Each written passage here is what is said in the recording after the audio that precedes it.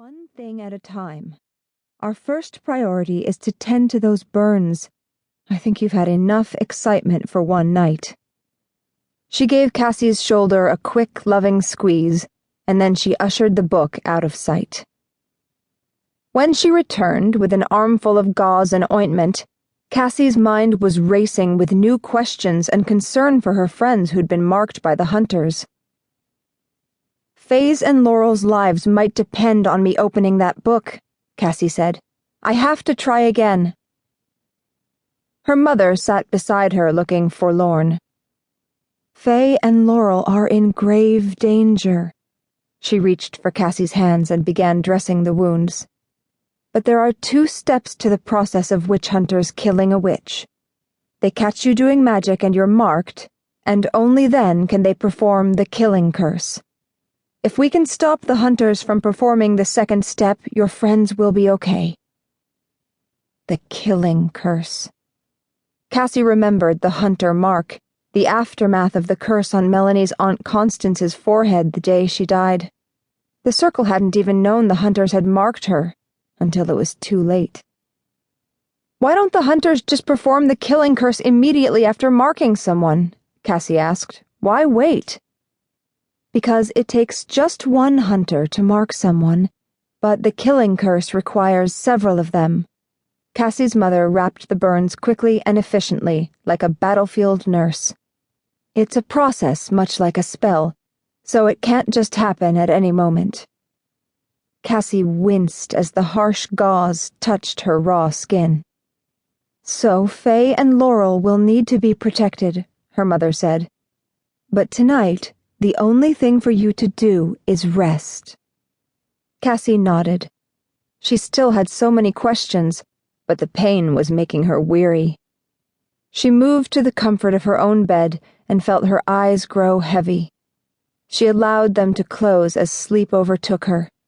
But even in the soft dark of her own eyelids, Cassie could see the glowing outline of her father's book shining against the black. The next morning, Cassie's mind was still running in circles while she waited on her front porch for Adam to pick her up for school. She tried to relax, to admire the sun glinting red off the windows of each house on the bluff, but there was too much to be anxious about. In the past week, Cassie had learned that her half-sister wanted to kill her and take over the circle, and she'd nearly succeeded. They'd had a confrontation in Cape Cod, and Cassie had chased Scarlet away, but she'd escaped with the master tools. And if that weren't enough, there was also the issue of the hunters. The circle was now sure that Max and his father, Principal Boylan, were witch hunters. They'd already marked Laurel and Faye with the hunter symbol, and it was possible they knew the identities of all the circle members. Cassie looked down at the gray paint peeling off the front porch. This old house, she thought. This antiquated town. There was no escaping its ancient history.